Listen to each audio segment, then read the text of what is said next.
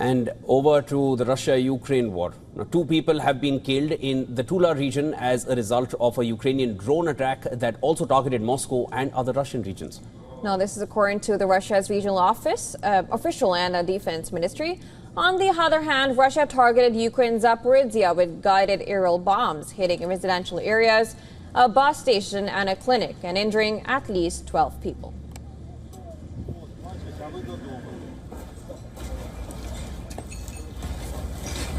Condemning the strike, Ukrainian President Zelensky called for sanctions and pressure on Russia to bring an end to the war. In a video address, Zelensky said there has been no real step from Russia towards peace, no action on the ground or in the air that could save lives. And this, as a US official says that Ukraine could be part of the negotiations between Trump and Putin, US and Russia, as European leaders pushed for Kyiv's inclusion ahead of the talks between the 2 presidents.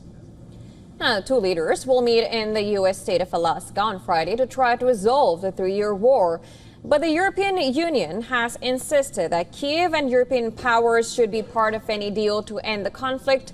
EU foreign ministers will discuss the talks in a meeting by video link on Monday, joined by their Ukrainian counterpart.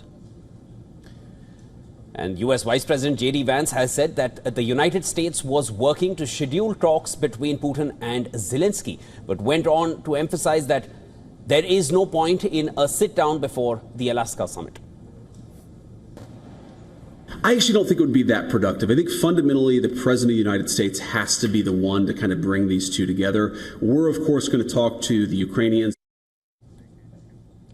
The idea of a U.S.-Russia meeting without Zelensky has raised concerns that a deal would require Kyiv to cede swathes of territory, which the EU has rejected.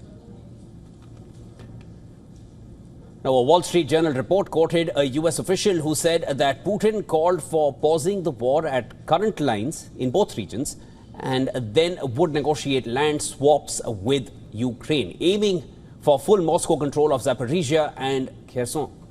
The leaders from France, Germany, Italy, Poland, Britain and Finland, as well as the EU Commission Chief Ursula von der Leyen, said in a joint statement on Sunday that the path to peace in Ukraine cannot be decided without Ukraine.